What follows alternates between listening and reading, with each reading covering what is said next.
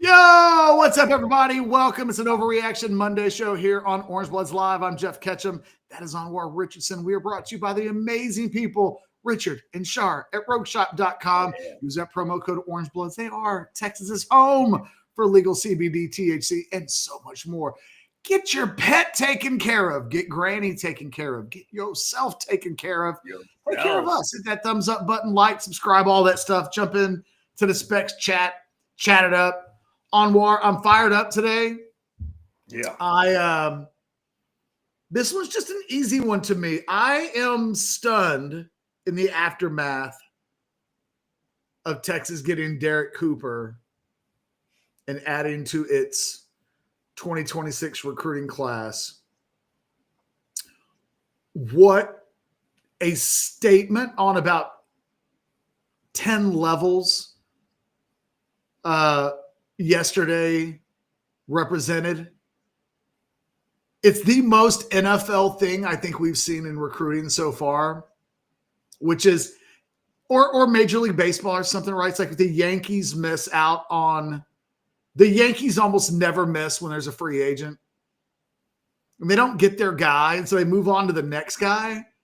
And then the next guy wasn't even thinking about the Yankees. Wasn't even thinking about the Yankees. He was like, oh, the Yankees are going to get the other guy. But then the Yankees come calling, and that dude just drops everything. Doesn't matter. He took other visits. Like there are programs that can change the dynamics of a guy's recruitment with their mere entrance into the chat room. And Texas is one of those. This kid didn't take an official visit. Didn't matter. He took 7 official visits. Didn't matter. A month ago, when Jason saw him in Indianapolis, he was like, Texas isn't in your top 5. Like, they've got work to do, right? He was like, oh, yeah. Texas didn't meet with him in person. Texas didn't have him at a big home game where they wowed him and wined him and dined him and, like, put the hard sell on him. They did this in the shadows, and they just decided they wanted a guy. They missed out on a guy that goes to Alabama. They wanted a running back. They'll go get a running back. And it's funny because Steve Sarkisian on War will talk about, and I get it, they're about a lot of things in the program, culture, and they are. You can see they're not winning by accident. But sometimes you just got to be the big bad badass and flex. And to me, the Derek Cooper commitment is a monster flex. They just decided they had to have a running back, so they went and got one, and not everybody can just do that. Yeah, but this is the, and I don't believe I'm wrong on this, but this is the second time we've seen this, because did we see this with Aaron Butler, the kid out of California? Didn't that kid commit? Yeah, but that kid was a regional recruit. I mean, he was national top 100. He wasn't viewed as the best or one of this top No. I'm just saying that there's precedent that Sark and them, if they've just said, we want a guy. Well, I think Justice Terry is an example of that from last year. So Justice never took a visit. Oh, you're talking about the no visit thing. Yeah, I'm starting with the no visit portion of it, and then I'm working my way. There's been a few of those. I think Sadir Mitchell did that as well. Like, there have been a few guys that have been like, I don't give a damn, Texas, boom. Yeah. And Aaron Butler, I'm pretty sure I remember he didn't come. But to your bigger point, though, it's funny, Catch. I had obviously you remember the war room from two Thursdays ago. And I had somebody call me last week while I was in SEC Media Days. It must have been Wednesday morning as I was packing up. And the person said to me, if you call me again next year questioning me about what we're doing in recruiting, I might block you. Don't. And I'm like, and I took it as a joke. I wasn't quite sure if it was a joke, So I was just like, no. See what happened was, and the thing is, when the people behind the scenes, they've always been like, we have no clue what you're talking about. We have guys that we want. We have guys that are on the hook. We have guys who are committed. It's just a matter of time. Like, why are we doing this thing every single year? So And I'm you like, didn't. I did not do that to my sources this year. I did. I ended I up with a just hell of a didn't. war room there. Like, I'm thinking about it right now. Like, now, you know what? There were some weeks where I didn't have sections in the war room.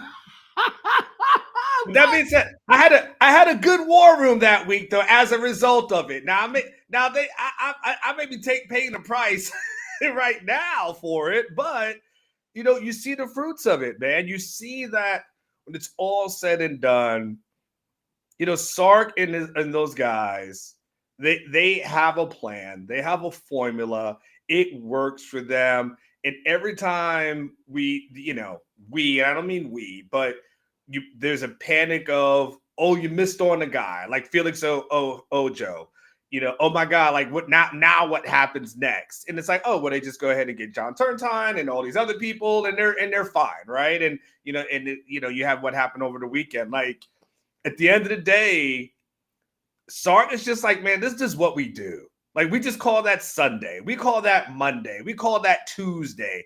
Any day that ends in the word day, that's just what we do in recruiting.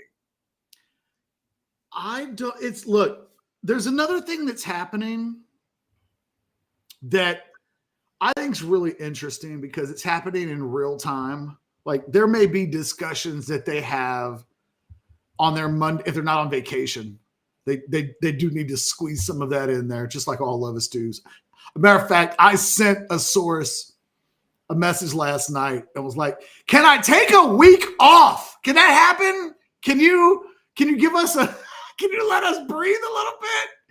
And I think that might actually be okay.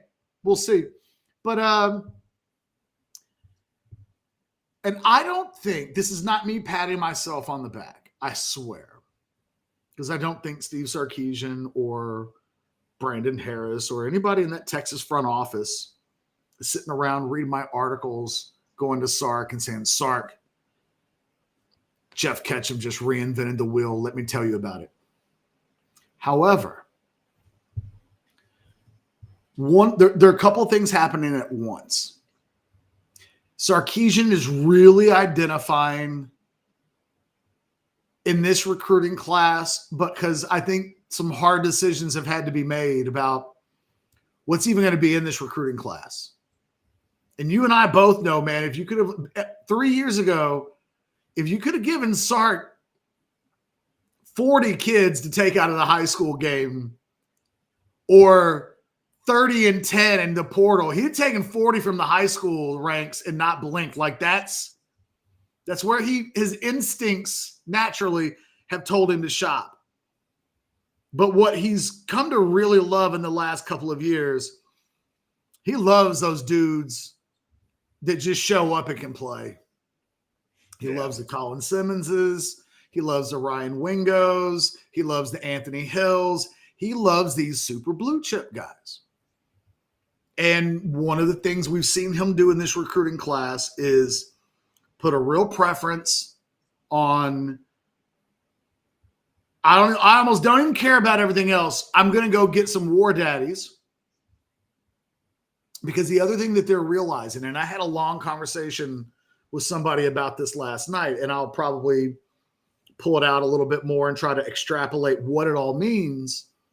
They've reached a new point in the Sarkisian era.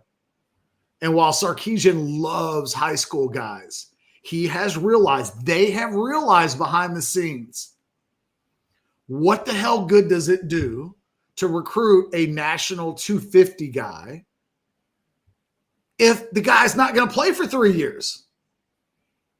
And I think it's one of the things they're trying to figure out with the offensive line right now. What do we do with, we want to commit all of the 2026 money possible towards 2026. What do you do with offensive linemen that might need 2 or 3 years? Can you afford that much money? Do you buy them in the portal? I think these are conversations that are ongoing right now. And I think part of the reason why they're still ongoing is the market has been so kind of crazy. Like they would not have thought 6 weeks ago that Felix Ojo would have completely evolved the way that it did. And I think they would have counted on, you know what, deep down, Felix Ojo will want to play for Texas and not for Texas Tech. I think there was a little bit of Han Solo, hey, it's me. And I think the money was too much. I think they maybe overestimated a little bit what their cachet was a little bit when you're including dollars. But, you know, these are the wealthiest of wealthy people problems that Texas is having right now. How do we buy as many expensive dudes as possible? How do we not take we want to stop taking risks as best as possible. And those are the two things that we kind of want to live by.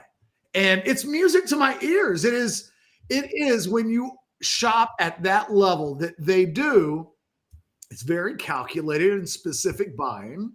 And, you know, Anwar, I used a soccer analogy last week when you and I weren't on together, but I'll use it with you because you will understand this.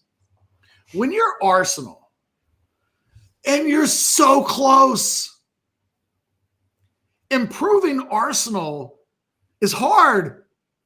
It's hard to get the next guy up that's better than Gabriel Martinelli. Like the next guy up. Oh, so he's going to score 20 league goals instead of 15 league goals. Like there aren't that many guys in the world that can do that.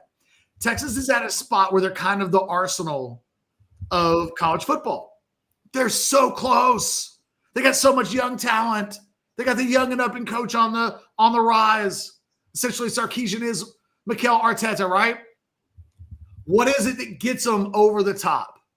And I think what Sarkisian continues to say is more total badasses, more guys that the day they show up, my expectation is they're competing for a starting job. And I think when we look at what they've done the last couple of weeks, they're speaking with their wallet with regards to what they think of these guys. Because if they didn't think these guys were going to come in and play right away, they wouldn't waste their time. They would just move on to somebody else. They do not want to wait anymore with the guys that they spend money on. And I love it. But yeah, I mean, Catch, I would even, you know, the analogy that I think of when you talk about it, it's kind of like if you want to have luxury cars, right? And you look and you say, man, Bentley's nice. Rolls Royce is really nice. But you tell yourself, man, but I need to get a fleet, right? I got to get a bunch of these not luxury cars, and I can't just stock up on all those. And maybe that high-end Mercedes. So you maybe tell yourself, okay, maybe I'll get a high-end Mercedes, Catch. Then I'll get myself a Lincoln, right? Maybe I'll find myself a Cadillac, right? Maybe I can get myself a really, really good Acura, right? And you just find ways where you say to yourself, I'm going to get luxury. I'm going to get some nice luxury cars, but we're not going to spend Bentley prices on it. Now, they can buy a Bentley. They're going to have one car, and that will be it. We're going to have a fleet. We're going to have Sunday through Saturday kind of cars so we can get around. And what they're saying to themselves, is like, look, if you want to drop all your coin into getting your one guy, sure, knock yourself out. We are going to be more selective about that.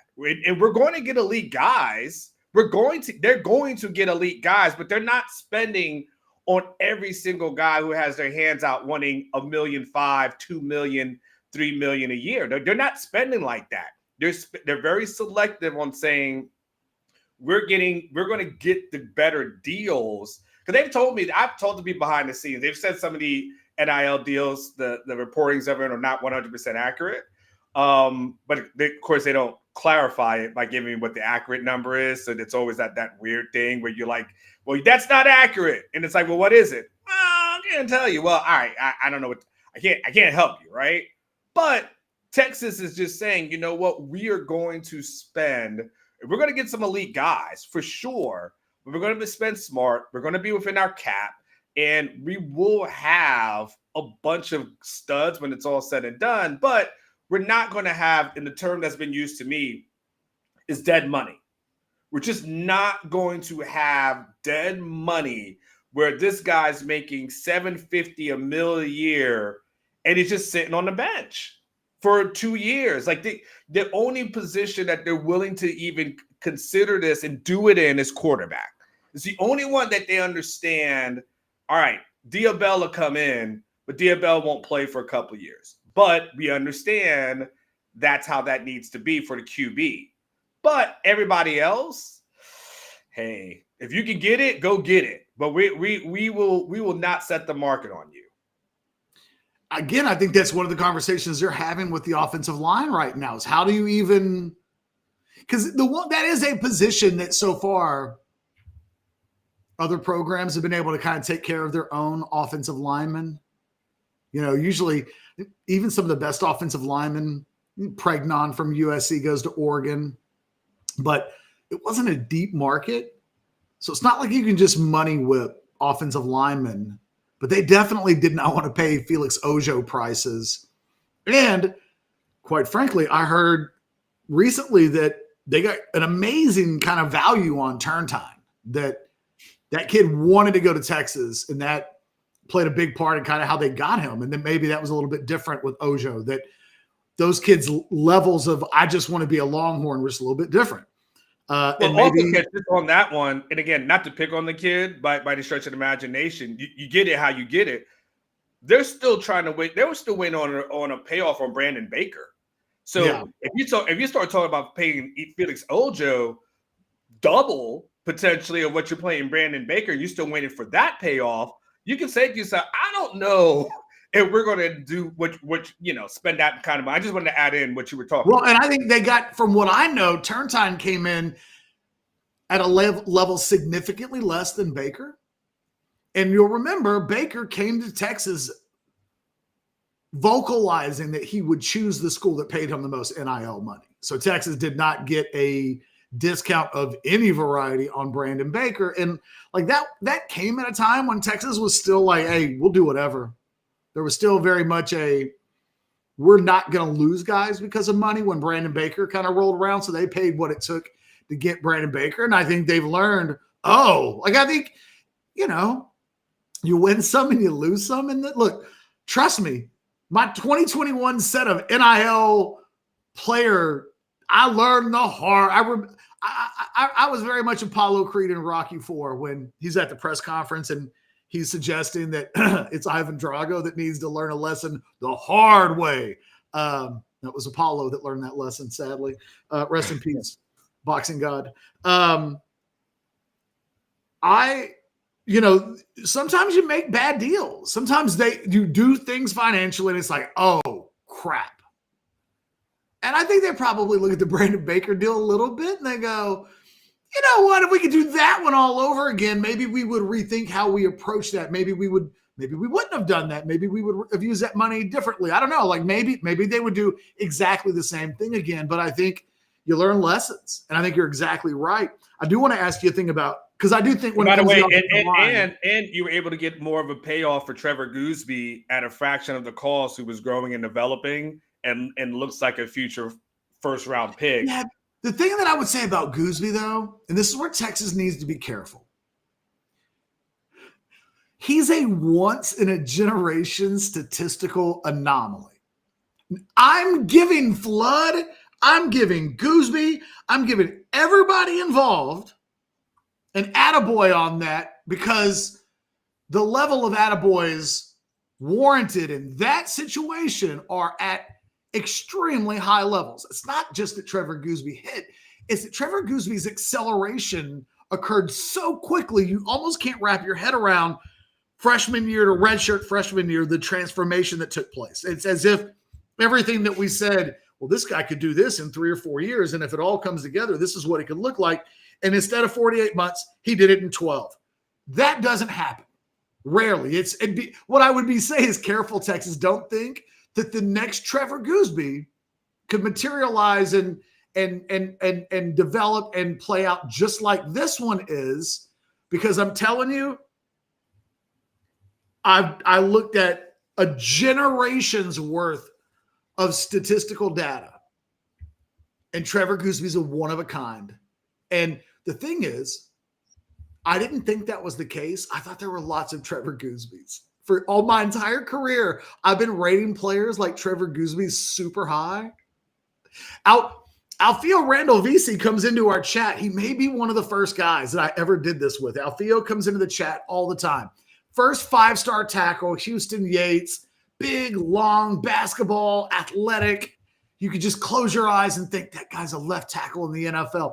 And I thought those guys panned out, and they don't. And freaking Trevor Goosby's going to, and I don't know that we'll see another one. That's what I'm saying, guys. We just saw Kelvin Banks. This is my overreaction Monday hot take. We saw Kelvin Banks. He was a once-in-a-generation player for Texas. I'm telling you right now, in a different kind of way, Trevor Goosby is a once-in-a-generation tackle for Texas. And Kyle Flood's never coached anybody else quite like him, exactly the same, going all the way back to pre-Rutgers days. Okay, rant over. I mean, is it though? I mean, Connor Williams is of this generation, and so is what was the other guys? Was it there was another offensive lineman as well? Forget his name. Got drafted by the Washington football team. Both of those guys were like 3 stars as well, weren't they? Sam Cosmi. Well, so Cosmi and Connor Williams were both 3 stars, weren't they? Yeah, but they didn't have the physical profile that Goosby quite is, in terms of 6'6" or taller, like real basketball length. I mean, Connor definitely wasn't that. He's an inside guy in the NFL, although obviously played tackle at Texas, a little bit of a Justin Blaylock thing where he was like 6'3", 6'4". But Connor was a Rivals 250 guy. Like, I think there's you know how I feel about Rivals 250 things. It's not a huge honor to be a national 250 guy, but, you know, he wasn't like, in the end, he was probably underrated, but not like the way we would think about a Deontay Foreman or I think a Sam Cosmi. Sam Cosmi was really underrated.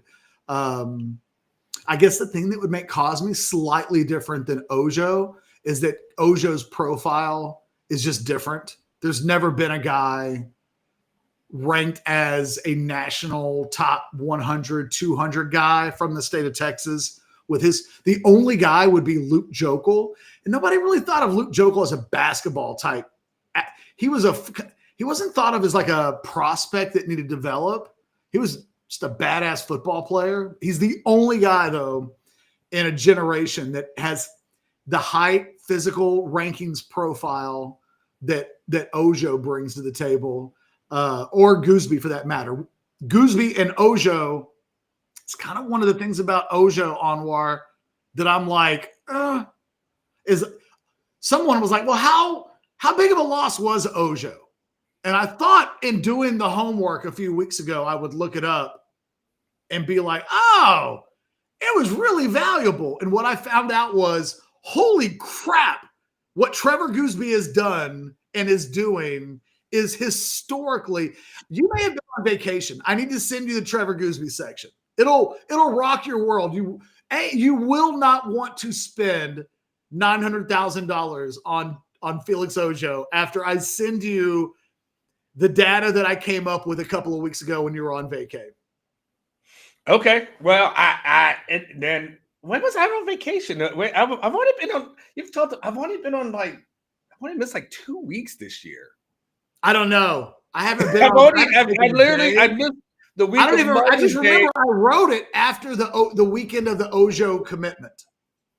I have to go back. I missed Mother's Day week. I took my son to Florida, and I haven't really missed that many more days. I got to go back. It was just a few weeks ago. Go find it. But the thing is, it was in one of my columns that had like 19,000 words in it. Oh, well, I mean, it could have been you got to section 4 and said, let me see what actors' movies you did. Sometimes I'd see what soccer comments that you make. Sometimes it's the buyer sells or something like that. Sometimes I get it. It's because it's your labor of love. It It is. is. It is your labor of love is that. It's not necessarily how I grade the player's success, so it's a little bit different. So I probably don't Hold read on. it Let me. as intently. I'm gonna find this thing. It was one that I did. I want to say it I was mean, when I did it you 2 could go weeks. look, but I probably need to talk. It probably doesn't make good stuff if we just No, start. I'm just trying. I'm just now looking. I'm just randomly surfing around. We're at that part of the show now where I'm doing internet searches. No, I wanted to go back to Cooper for a second because I do think this is where Sarkeesian turning in to Darth Vader. He needs to give in to the hate. It needs to be okay. I need him to be okay with this because for me, we're both right. No one's wrong when you're talking about values and that Texas doesn't want dead money. And I'm talking about Derek Cooper's a guy that they think can play right away. And like, there's a whole lot of things that are correct at the same time. But, and this is where you and I, and I will say this, I do not know what I'm about to say as a fact. In talking to sources last night, I didn't even ask about this specific thing. I just assumed. My assumption with Derek Cooper is that Texas walked in and whipped their big ass wallet out on the table and made some shit happen. Now, does that mean they spent the most money? I have no idea. Does that mean I think they got a value deal on Derek Cooper? I do not think that. I think the only way Derek Cooper a month ago was like, is Texas in your top 5? No. Do they have a lot of work to do? Yeah, you can say that. What happened was in the last 4 or 5 weeks, they inserted themselves into a pile of what I did have somebody tell me last night was that Cooper was a recruit of such note, of such magnitude, that there were programs that were recruiting him that were like, yo, you want a $100,000 suitcase full of money? Like, we can make that happen. Like, Derek Cooper is sought after. There were some schools out there I heard that were like, what is it that you need? And whatever it was, I guess that wasn't it, but it was, I heard there's some crazy stuff happening. Texas, whatever it cost, they got whatever it took to get there taken care of, and they cleared out the paint. And I love it. I think that's who Texas should be. I think they do both of these things on war at the same time. When they need to, they will go get Justice Terry, and they'll put Georgia in a position where they go, well, I guess we can't go get Justice Terry, because if we get Justice Terry, then our other 5 stars are going to want Justice Terry money, and we don't want to do that. Now, Texas had done to it what it did to Justice Terry with Felix Ojo. It's the game. The game's the game. But they money impressed. Maybe money whipped is the wrong term, but whatever it cost to get Derek Cooper, they spent, in my opinion, my unconfirmed opinion, it took some cash. They will have spent top dollar, and it's why if that kid doesn't come in and play right away, if that kid's not a difference maker, if that kid's not a first or second day NFL draft pick, I think they will be really disappointed because they just didn't play around here. No, they didn't. But it also shows too, though, Catch. I mean, it's interesting that they're not playing around with some of the top guys throughout the country. Like, it's interesting. There's this thing that maybe I should post it tomorrow. When I say across the country, I mean Texas and Sark has no problems going into other backyards with a head that already have an SEC footprint and just saying, yo, this is just what we do. Come here, right? I mean, like, whether you mentioned the Justice Terry, before, but and I understand, like, quarterbacks are a little bit different because quarterback there. But this kid that you're talking about, Cooper, I mean, that's a Florida kid. Their five best recruits are all out of state, Anwar. Yeah, Richard Wesley. I mean, he's an out of state guy as well. I mean, who the other top Tyler guys? Atkinson, James Johnson. Tyler Atkinson, yes. My God, yes. I mean, look, I wrote this in my 10 thoughts this weekend. I think this is the one thing that it seems like people have taken from my column. Anwar, this. You put your blood into it, and then it's over with, and people are like, "That's the best video I've ever seen," and you're like, "Yeah, man, glad you noticed." Way down in section 7, I wrote, "I'll bet you haven't thought of the 2026 recruiting class like this. Number 1, Diabell is the 3rd highest rated Rivals quarterback commit for the Longhorns in the last quarter century. Number 2, Derek Cooper is the 5th highest rated running back commit for the Longhorns in the last quarter century. John Turntine, 7th highest rated offensive line commit for the Longhorns in the last quarter century. James Johnson, the highest rated defensive tackle commitment for the Longhorns using the Rivals rankings in the last quarter century. Richard Wesley, 5th highest rated defensive end / edge commitment in the last quarter century. And Tyler Atkinson. And I looked this up yesterday because Jason was like, "I don't believe that stat is true, Jeff." And I was like, "No, Jason, I looked it up. I'm telling you."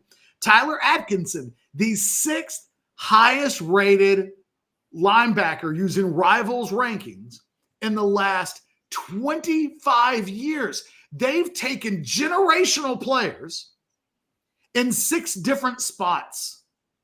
Guys that are like once out of every 4 or 5 or 6, 7 years. Or an instance in James Johnson, the highest ever in the last 25 years. And they've combined them in this recruiting class. And I don't know that the scope, the gravity, and I think some of it is Anwar. All these guys are, other than Turntime, they're all out of state. So there's not a collectiveness yet about them. The way, if all these dudes were in state, they'd be like, "Oh my God, there are 8 Rivals 5 stars in the state of Texas, and Texas has 6 of them. And aren't they dominating inside the state of Texas?" Because they're all kind of spread out and sprinkled in different states.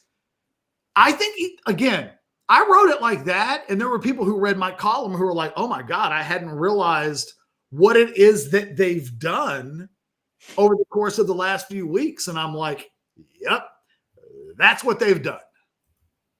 It's interesting too, Catch, when you look at their commit list. And again, I don't know what list to look at. I miss the thing that I miss about our old website is that I was able to, easily sort everything and find like commitments to previous ones.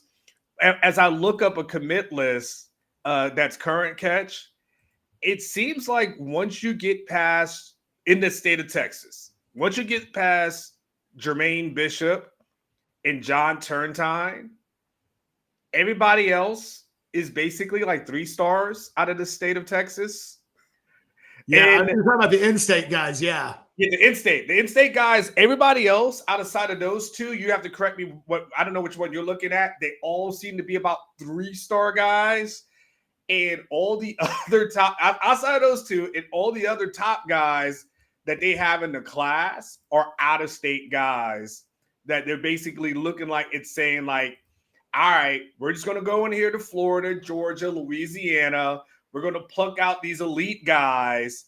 And then, these guys in the state of Texas, like, we know they're going to probably want to play for us. And those who are super, super, super elite that want a ton of money, y'all have at it. Go get paid. We got no problems with you. Go to USC, go to Texas Tech, whoever it is, like whoever's willing to pay Oregon, knock yourself out. We got a bunch of other guys in the state who want to play for us. These out-of-state guys, though, kind of got to make sure we take care of them. That's what I'm seeing, Catch. You tell me if I'm seeing you're seeing the same thing. No, and you know what's interesting is Texas and Texas A&M have both done the same thing this year. Now, it's not exactly the same thing, but what I would say is if you look at I looked up A&M today because it was in part of an article I wrote this morning at Orange Bloods. Go check it out. It's the Everything Everywhere All at Once article. But A&M got a commitment from a Mississippi safety this weekend. He's like a Rivals 250 guy. I don't think Rivals actually has him ranked, but maybe ESPN and 24/7 both have him like 240, something like that. He's a good guy, good commitment, right? But like, one of these guys, it's 75% chance of not working out. And I looked it up. A&M only has 3 of the top 35, 38, something like that, commitments in the state of Texas this year. Texas either only has 3 or 4 themselves. Sark really made a point on Tuesday of talking about this. State of Texas, dudes leave all, like it is not, I don't think it's a thing anymore. I don't think he thinks of it as a thing. I don't think he thinks I have to go get any kind of amount of guys from Texas just because. And it's kind of crazy to see A&M and Texas both kind of do that exactly at the same time, because I have spent, we always talk about how many times does it take, how many 5 stars it take for Texas to beat TCU. And it's like, if you had $1 for every time you'd say that, you just go retire on a beach somewhere. I feel like I do the same thing when I talk about the importance of winning the state of Texas. And I think Sark believed that when he first got here. And I think that now, they got their guys that they like. They live in Texas, then they'll go recruit the crap out of them. But if they're not from Texas, they're not going to overextend themselves. And it's kind of wild that, if you look at the top 38 guys in the state of Texas, there are 2 who are uncommitted on war. Mm-hmm. Texas doesn't give a damn about either one of them. None of their business. And that is just not what have happened. It's certainly not what Mac Brown would have done. Au contraire, in a year where, like this year, the talent level is down, there are no 5 stars in the state of Texas. None. And the guys that are closest are guys that Texas has kind of been like, we're not going to go spend what other programs are spending on Jalen Lott or Felix Ojo. We're just not. No offense to those guys. And in previous years, Mac would have just doubled down. And he would have been like, well, because there aren't any elite players, we got to go get all of the guys who are as close to elite as possible. But all that means is you just took a bunch of guys that are below your bar. Yeah. And Sarkisian is like, all right, well, I got to go to Florida to get this guy. And I got to go to Georgia to get this guy. And I got to go to Alabama to get this guy. And I'm like, that's what I got to go do to get guys. I'll go get those guys. And that is a very Georgia way and a very Alabama way of running your football program. And I think maybe of all the things that Sarkisian learned the most from his predecessors and Pete Carroll and Nick Saban is the ruthlessness of the Jimmies and the Joes are all that matters. And the boxes they come in when you open them up on Christmas morning do not matter. Dude, listen, there's 2 things that are going the way of the dinosaur, right? One, the walk-on who in August has the video made of him getting a scholarship, right? Those days are gone. Like Michael Taft will be probably the last guy who goes from walk-on to All-American, right? Just when we go to 105, this kind of is what it is. And the second thing, Catch, is it won't be total dinosaur-ish, but it's close, which is I grew up loving Texas or Florida or USC or Georgia. It was my dream school. It was the only school I wanted to go to. And then I committed, and all our dreams came true. Dude, that world doesn't exist, Catch. There's too much. There's too much. This world has grown. Yep. The world has grown since you literally, Catch. It's interesting. As you were talking, I was thinking about your Lone Star rankings. And I'm like, 10 years ago, yeah, like, of course, you're like, hell yeah, Texas needs to get these guys. And Texas would those guys like 50 through 100. It was like, oh, you got to get a bunch of those guys.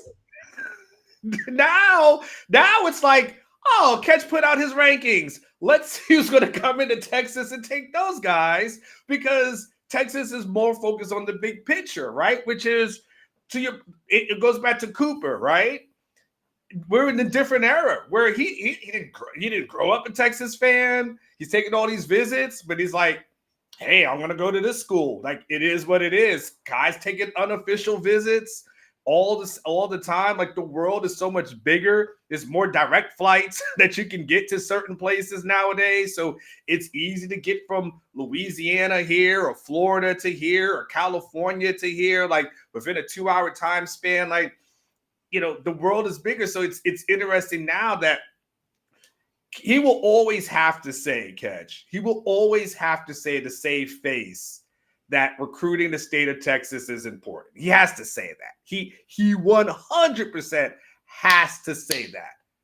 And then when he gets in his car, he's calling the guy, hey, man, what do you think, man? He's dialing all the different area codes, because at the end of the day, and here's the thing, Catch, there ain't a single Texas fan over the last 2 years, 3 years, that was like, yo, really wanted to celebrate that touchdown, but that dude is not from my state. Man, that absolutely, if he was from my state, I would have really rooted for Xavier Worthy a lot more had he actually been from the state of Texas, right? You know what? It's funny you said that. I was thinking of Xavier, and I was like, Xavier Worthy is the perfect proof of, had that dude actually been from Texas, they would not have treated his ass any different when he dropped them passes. Yeah. Like that, him being from Converse Judson would not have saved his ass that offseason. So Quinn was from Texas. Quinn was from Texas. He was Mr. Texas, basically. And none of that saved his ass over the past couple of years. I'm saying, if being from the state of Texas doesn't buy you enough grace, that if you play with a broken hand and drop some passes and they don't forgive you, then it doesn't matter. Just go wherever you're going to play. They're not going to love you more. See, that's what Texas fans have done. They really have convinced themselves that state pride means anything at all. You know what matters? Winning. And if Vince Young had been from freaking Siberia, half the dudes in this state at the age of 40 to 50 would be walking around with Siberian national flags tattooed on their body. Dude, state pride. You know what state pride matters, Catch?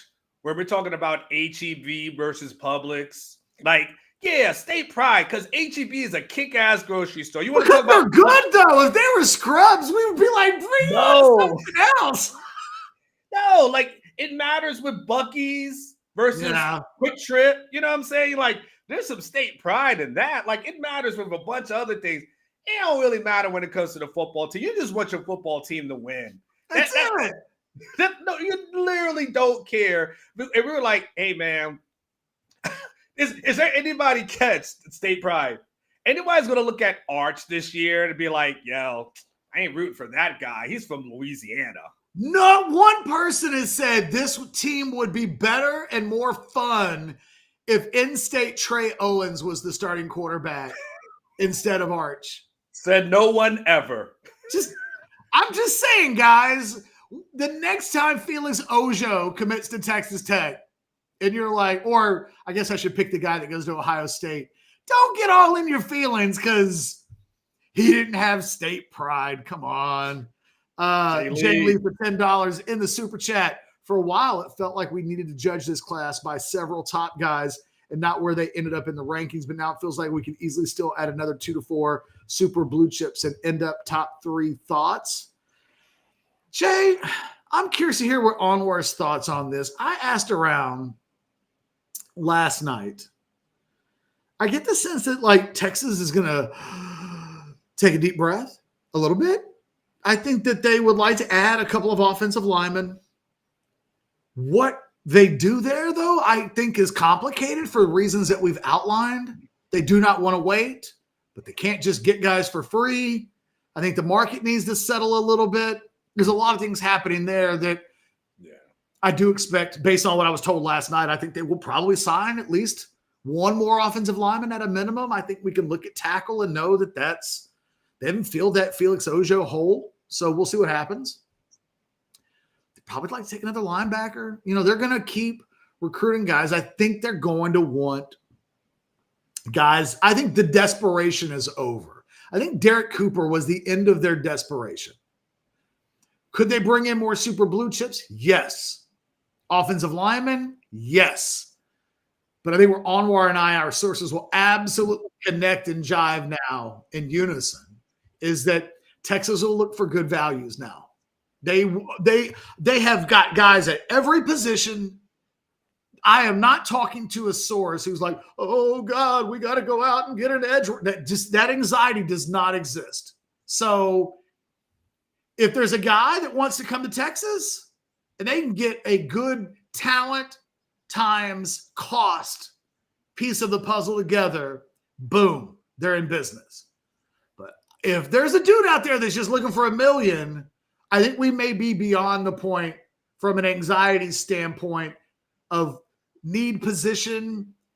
Because if there was a left tackle out there, Anwar, that they thought that they could just money whip and go get, and he'd be the starter the moment Goosby leaves, no questions asked, they'd probably do that. But like this offensive line thing's just trickier than that. Yeah, and I think too, Catch. So you said, what would I say, right? So, what was communicated to me a couple of weeks ago was that, and again, I didn't put this out there specifically, Catch, because I wasn't quite sure, but what website they were looking at. They said they had basically 3 5-stars that were silently committed. Now, the hard part is, well, was it a 5-star on ESPN? Another one was a 5-star on 24/7. Another one's a 5-star, on 3, right? Usually the answer is just yes. Right? And so I've done this long enough to know if I say that, then I pigeonholed myself, right? So that's why I just toned it down. And I was like elite guys, because if I use that, like, you know how it is. You use damn good, Anwar. Damn good. So now they've got what they wanted. And I believe the date that was given to me was, I think it was either the 20th or 22nd of July. They feel like they would have been good. I held off on the date because I wasn't going to pigeonhole myself to that damn thing either, right? But now to your point, Catch, now if you're Texas and you've got a lot of the heavy lifting done, now what you do is you sit back and you let the season play out, and you see what happens with some of these guys who are committed. Look at Dalen McCutcheon last year, right? Look at when FSU started to peel off a little bit, and everyone's like, "Oh, this ain't it." Then all of a sudden, Texas was able to go, and I think they got 2 guys who were committed to FSU, right? Didn't they also get like a defensive lineman, if I'm correct, or something? I know they got Dalen. I feel like there was another person. And then I think, Catch, you just keep waiting to see what happens and how the seasons go. There's going to be kids who are committed to programs that you're kind of questioning now. Then all of a sudden, the coach might leave, right? Certain things might happen. Kelvin Banks, while a tremendous success story, people forget that guy was going to Oregon. Cam Williams as well. And if the coach, Cristobal, just doesn't take that job in Miami, we don't have the Kelvin Banks story, right? We don't have the Cam Williams story either. But so if you're Sark, you understand, and company, you understand that, okay, I got these guys now, Catch, but also let the season play out because coaching staffs are going to change, things are going to happen, and now be in a position to get those 3 or 4 other elite guys that might fall into your lap late. And if you can do that, Catch, then you finish off with a top class. It's hard now. It's going to be hard in this NIL era to finish in top 5 every single year. Because, Catch, as we're seeing, like, all it takes is a Texas Tech to come in and, take a guy or two and next all empties thrown off. It's hard, but you'll be able to find a lot of good success nonetheless. Yeah. My final thought, and then we'll wrap up because quite honestly, I got to run to the bank and get back before noon. I think, what's interesting about what we'll see now is I don't think whatever happens from this moment forward kind of feels like Texas moved last year's November and December to July this year. That they were of the opinion last year we did it like this. We'll money whip them in November and December if we need to, like we did at the end of the last year. Didn't work with Fasusi, but it did work with a couple of other guys. This year, I think they realize wisely, oh, crap. We just can't wait till November and December, partly because these guys are signing pre-agreements, and a lot of these guys, like Ojo's lawyer would tell you he's signed with Texas Tech. Not everybody's doing that, but some guys are getting signed. These out-of-state guys all live by different rules depending on the states they live in. That's the other elephant in the room. Texas changed their rules, but it's different than Georgia, which is different than Florida, which is different than California, and all that stuff. So I think what we just finished, and I might be wrong, I think this was like November of last year, just happened in July. They just sped up their process at a few players with a few positions and said, okay, we have to do our NIL or revenue share thing now. If that's the case, then what happens from the rest of July through December is completely uncharted territory. A year ago, it was Flip City. It was chaos. Texas took advantage of the chaos. But last year, Anwar, the chaos was kind of it was a different kind of chaos. That there weren't signed pre-deals, I guess, right? So going to December, nothing was final until then, where this year it does feel like some stuff's a little more final than maybe it would have been in other years. I don't know. We'll see. It does feel like Texas is waiting to see what falls out of the tree. What guys are promised huge sums of money. It gets to December and it's like, okay, we need to see this on paper, and it doesn't happen. And suddenly guys that thought they were getting $700,000 are like, yo, I'll go to your school for $2 million. And that's what Texas wants. Texas wants to get into a territory. If 10 of those guys make themselves available, Texas might load up. But if those guys all fall out of the commitment trees, because they're all basically committed now, and they're available, I don't think Texas is going shopping because they feel like they've got a hole in their pocket that they just gotta blow and go. Because Sark, and I think I'm so impressed by how on the front foot he is about talking about important things. He talked about retention on Tuesday at SEC Media Days and like stressed. That's as important as anything that we do. And so, it seemed pretty clear to me. They're finishing up one phase and they need to start saving some cash, because if you want to keep this roster together, it will not occur free. And that's kind of where I think his head goes, even if fans want to know who's the next commitment. I think he's got his eye exactly where it needs to be. And I think Texas fans would be wise to realize if recruiting slows down, but then we get to December, January, and they don't lose a chunk of the roster that matters, then this thing went according to plan. Yeah, 100%. I think, I'll close on this too, which is in this salary cap era, I think Texas is sitting back and saying, okay, is everybody really working with the salary cap or are they not? Are they just, like, to your point, are they just making promises to guys? And then when it's really time to crunch the numbers, people are going to realize, like, okay, that money is not there. So Texas is waiting to that November-ish time frame when it's time to, hey, 3 weeks from now, 4 weeks, signing days here. Hey, coach, you promised me that 1.2, man. I can't wait. We're about to spend this money. And they're like, hey, see, about that 1.2, can you do 6? And then they're like, wait, 6? Wait, what's happened to the... It's what OU did to David Stone. Yes. Like, so hey, we know we told you one thing. Yeah. But can you help a brother out by taking half? And it's like, wait a minute. Is this show Friends or is it show business? What just happened here? Yeah, and it's like, well, we'll get you next year. We'll get you in another year. And it's like, okay, hold on.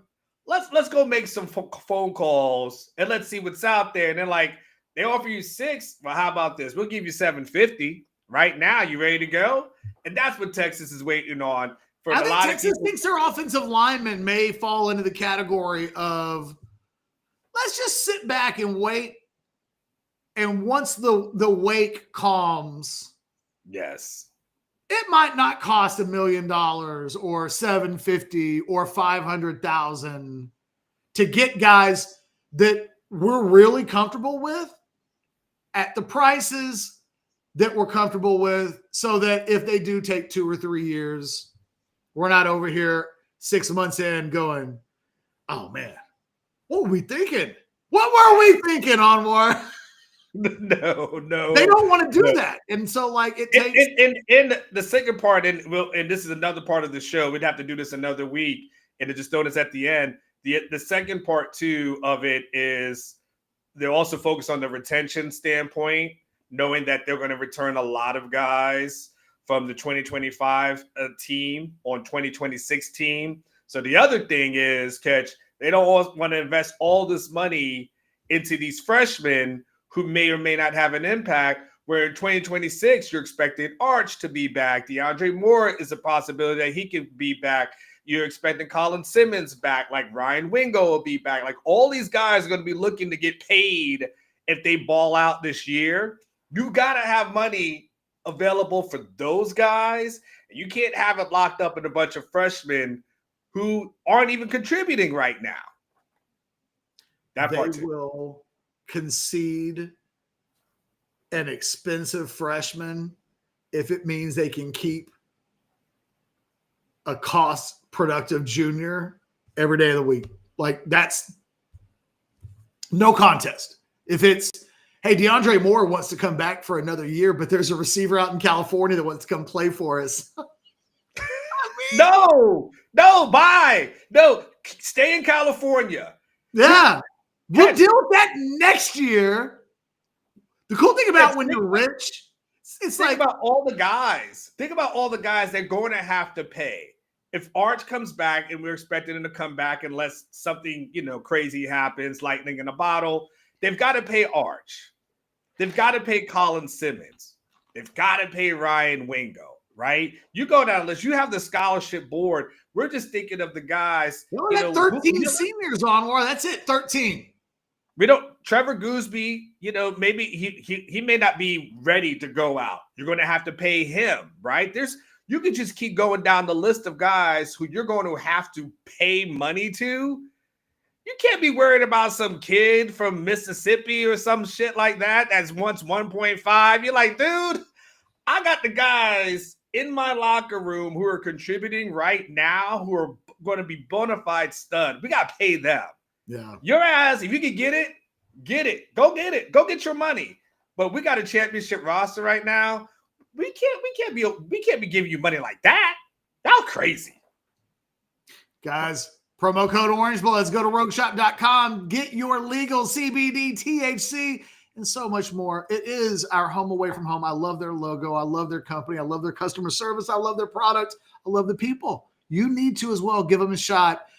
We wouldn't be here without them. They've just been tremendous sponsors of Orange Bloods and Orange Bloods Live. For myself and Anwar, for everybody in the Specs chat.